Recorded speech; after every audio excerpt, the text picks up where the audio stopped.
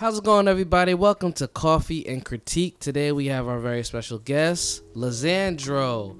Now, y'all probably seen him. I've done music videos for him, taking pictures. He's an up-and-coming rapper, and he's been at the game for probably how long? It's about to be 2 years. 2 years. 2 years. 2 already. years. And here on the Coffee and Critique, we talk about the creative process on how artists go about their day-to-day and how they stay inspired. So we're gonna take it from there. So, Lizandro, tell the audience who you are and how you got started. Okay. Well, I just want to start by saying thank you for having me. You already know. I appreciate you being here. Of course. So I go by the name of Lizandro. People usually ask me like where did that name come from? It happens to be my middle name. And what's funny about my middle name is that in my household, no one really calls me by my first name, which is Jose. So everyone just called me Lizandro, especially my parents. And my brothers and my sister, always Lizandro. So I was, playing around with like a bunch of names. I will never, ever release those names. I would never tell anybody what those names were. But Not the old one. Nah, nothing. So we just kept it simple with Lizandro. Okay. And so far it's been rocking. Yeah. Lizandro. Yes, sir. Yeah. So what you call it? You've been in Jersey. You went to Garfield, correct? Yes, sir. All right. So were you ever inspired? Are there any other rappers in the Garfield area, or are you like the first one to kind of break out? No, yeah, there's a couple. Okay. There's a couple. One that's particularly big. I'm not gonna name drop, but Shit, name drop. This Coffee and Critique, my friend. Name drop, but I knew that they were into the music. Always in the lunchroom, freestyling. But I never had the courage to get involved myself. Just jump in and do a quick cipher. No, hell no. I was a different type of person in high school. That's funny. But Yeah, I mean, when I was in high school, I didn't think I would be doing photography at all. Gotcha. Or doing pictures or doing graphic design for that matter. I actually didn't know what I was going to do. But it's always funny when you finally figure it out. It's like, damn, it took me X amount of years to figure out, like, this is the thing that I love. And why not do it? So it's like in our mid-20s. Like 22, 23. When did you start? I was, 24. 24? Yeah, See, 24. I rest my case. Yeah. But yeah, have you ever faced any type of, writer's block, especially in the beginning of your career? I wouldn't say in the beginning. Lately, yes. Lately, yes? Yeah, especially right now with quarantine. At the beginning of quarantine, man. it was terrible. Well, I literally just wrote whatever came to mind, and I would just come back and edit it. Other times, I would start writing and just completely scrap everything. It was funny. Hooks were coming out pretty nicely. Okay. But the verses were not. The verses, for some reason, they were like, nah, man, not today. Not today. So, yeah, no, I have experienced a writer's block all the time, even being as an English major in college. That happened all the time, writing essays. Like, I'd have all my ideas down, and once it was time to actually write the paper, it was like, nah. It wasn't happening? It wasn't happening. And it was funny. For some reason, my brain worked much better under pressure. Okay. And, yeah, I would just, write essays 3-4 hours before they were due. And That's usually the best time to write your essays, folks. Make sure you write it and like literally 3 hours prior to it being due, because then your brain starts to go into this cycle of just finding random shit and putting it together. yeah, it's like a high. It's like a yeah, high. right? It's like a high. It's like an adrenaline rush, but like within your mind. Absolutely, yeah. You get mad creative in the crunch. Now, do you feel like ciphers and freestyles generate that same energy, like that last minute type energy? Yes, I could definitely agree with that, and because I have experienced it myself. Even if it was just like myself freestyling with friends, and like let's say like the particular group that I'm with, like they like hip hop, but they could never actually try and freestyle, I could say. Okay. But obviously, you know, being the one who does the music, you know, and they ask you, oh yeah, freestyle, and you feel the pressure. But once you get into it and you break that ice, you're more than just fine. You know, all right. Well, I got a beat for you. Oh, I'm not gonna drop it. I'll drop it later, but I got a beat for you. We're gonna do a little hot 16, But yeah, I got a question for you. So you're the hottest single that you have was "Hold Me Down." Yes. And when you wrote that, did you write that like straightforward, or did you do the hook first, and like what was the process with that? Well, when I came across the beat, I was just like, this is so different compared to everything that I was listening to at the time, even though it's only a couple years ago when I first heard the beat. But I felt the beat immediately, and I got to work, sat down like an hour just going back and forth, scrapping lines, crossing something out, you know. But within that hour, my mind was just, I have a song here, and I'm not going to stop until I know it's good and it's ready.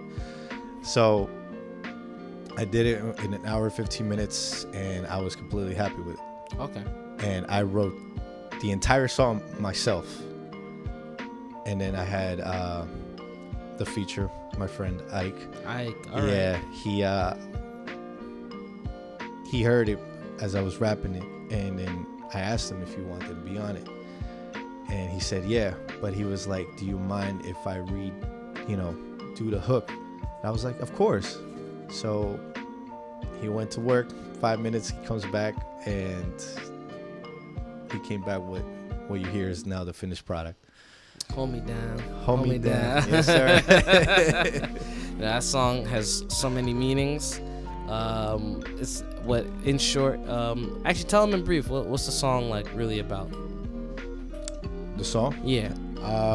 It's about me and a girl. And what's funny, like, the song was written obviously and released before I met my current girlfriend. Okay. And when we first met and I showed her the song, she's like, this is basically like you and I like right now. And you're just like, oh man, it'd be like that, man. Yeah. I saw it before it actually happened, which is very funny. And obviously she was part of the video. Yeah, she was in the video. She was in the video. We made 7 people look like 20 people in that video. Yeah. But yeah, that was definitely a fun experience. And I know we're currently working on a project, Grind Don't Stop. Right? Grind Don't Stop, yes sir. Grind Don't Stop. Can you tell people a little bit about that song? Okay, that was another one. I came across the beat, which was the baby type beat. Okay. I don't know if you could hear it. Yeah. Just the bounce that it has to it. I heard it and I was like, okay, this is another song that I really enjoy. And I just wrote the hook for that. And I did a little demo on my phone, and that's all I had. But I did not touch the song for, I'm gonna say, for at least 2 months. Okay. I wrote the first verse after 2 months, and then the second verse I was just like, should I get someone else? Because I didn't know what else to say. So I left it alone for another 2 weeks, and I came back to it. I was just like, I got inspired because I heard, who was it? I think it was Conway. You ever heard of Conway? I have not. I'll look him up. Yeah. I think you'll like him. And I guess I heard his grit and how he raps is pretty hardcore. He's from New York. Oh, sweet. Yeah. So I got inspired by listening to that, and I was like, nah, I could write another verse. So the second verse came to my head. I mean, it was short and straight to the point, but Yeah, it took a couple months to get that song all ready and ready for the drop. You know. Yeah. So sometimes like some songs will literally like be like an hour or two, Yeah. and like fully written and recorded in like 2 hours. Other songs, they could take a couple months because you just don't know what to say to, or maybe you're just not feeling or catching the vibe like immediately. So you're saying like stepping away from a project that you feel so passionate about is recommended, so that way you're not just like putting anything to fill a space. You would rather maybe an organic release of your flow and the lyrics come out, opposed to you just like, I'm just gonna fill the air with random shit that rhymes. Yeah. That's usually what happens. I have, especially during quarantine, there have been plenty of songs that I recorded, but only a couple I was actually like satisfied with them. The others, I'm like, I know I'll eventually get back to them, but I guess right now, like, I'm not inspired to go back to them. I just keep going on to the next one, you know, and that's just the way it is sometimes. So you have a whole bunch of songs that aren't released. Yes, sir. Oh man, is that like a common thing within the music community? Oh, absolutely. I thought it was just myself.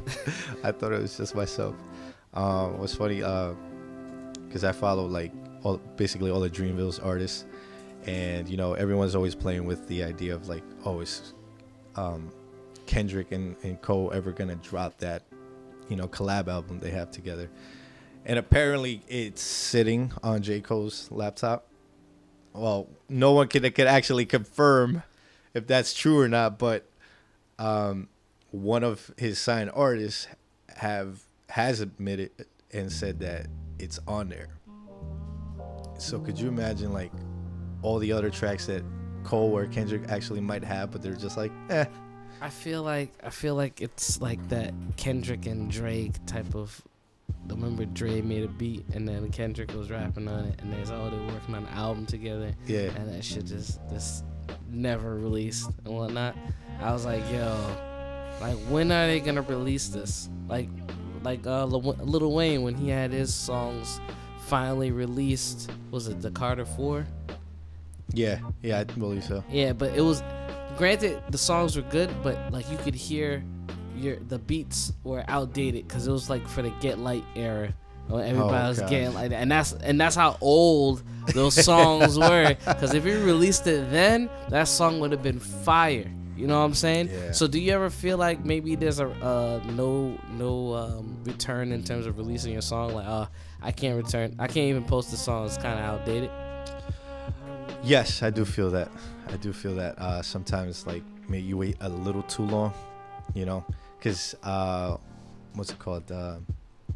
But sometimes what's funny that you say that, it's the opposite, because I feel like if I released Hold Me Down now, the energy would be much more different, you know. But I believe it was meant to be dropped at the time that it was dropped. Yeah. You know. Definitely. Yeah. It's so. Do you make albums for the season, or do you just make albums just to make the songs? Like, do you have like an idea? Like, all right, I'm gonna make this song for the summer. I'm gonna make this song for the winter. Like, what's the process with that? No, I think it's just feelings and emotions driven into the songs. I don't think about like you said, the summer or the winter. Although there is one song that I have not released. It's like bilingual, Spanish and English, that I named it Winter Love, but I named it in Spanish, which is Amor Invernal. Okay. But the only reason why I named it that way was because it was during the winter, obviously, and I was just playing with name ideas, and that one just came to my head, and I thought it was a very special name for the song. Word. Now I got a question for you. Do you have that song currently on you? Do I have it currently on me? Yes. Yeah, I do. Oh yeah. You think we could play like a little snippet, like a little quick 20 seconds? Sure. Sweet.